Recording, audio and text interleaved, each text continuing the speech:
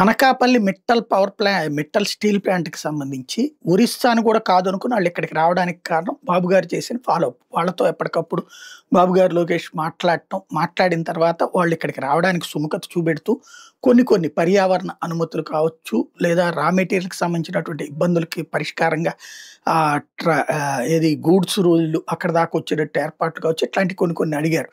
ఇవన్నీ స్వయంగా చంద్రబాబు గారు 4, 5 సార్లు కేంద్ర ప్రభుత్వ మంత్రులతో మాట్లాడి అయన్నీ ఓకే చేసుకొచ్చారు. కేంద్రం వైపు నుంచి ఆల్ క్లియర్.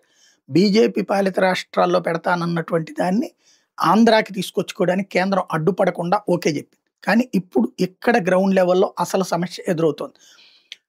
ఖచ్చితంగా స్థానికుల మద్దతు కావాల్సిందే. గ్రామ సభలు తీర్మానించాల్సిందే. ఇప్పటిదాకా జరిగినటువంటి 3 గ్రామ సభల్లో కూడా అక్కడ ఉన్నటువంటి ప్రజలే తిరస్కరిస్తున్నారు. దానికి వాళ్ళు చెప్తున్నటువంటిది ఇప్పటిదాకా పెట్టినటువంటి స్టీల్ ప్లాంట్ల వల్లనే నాశనం అయింది. ఇది ఫార్మా వాటిటి వల్ల, వీటి వల్ల కాదని ఏంటి గ్యారంటీ అన్నటువంటి. ఇంతకుముందు ఏదైతే ఫార్మా ఇష్యూస్‌కి సంబంధించి అనిత గారు మాట్లాడినటువంటివి కూడా గుర్తున్నాయి. ఇప్పుడు అదే పరిస్థితి దీని విషయంలోనైనా అన్నది వాళ్ళు మాట్లాడుతున్నటువంటిది. ఇంకోటి భూములు అడ్డదిడ్డంగా తీసేసుకుంటా అంటే ఎట్లాగా అన్నటువంటి. ఇప్పుడు ఈ కారణంగా ఈ ఫ్యాక్టరీకి సంబంధించి కేంద్ర ప్రభుత్వం జోక్యం చేసుకుంది. ఏంటి వాళ్ళేదో అబ్జెక్షన్ చేస్తున్నారట. మీరేమో ఫ్యాక్టరీకి ఓకే అనమంటారు. మేము ఓకే చేస్తుంటే అక్కడ అడ్డుపడుతోంది కదా! ఏంటి దీని వెనకాల పరిస్థితి అన్నట్టు. ఇప్పుడు రాష్ట్ర ప్రభుత్వం దీంట్లో అక్కడ పబ్లిక్‌ని కన్విన్స్ చేయగలుగుతుందా? లేపోతే ప్రభుత్వాన్ని అధికార యంత్రాంగాన్ని కన్‌ఫ్యూజ్ చేస్తుందా చూడాలి.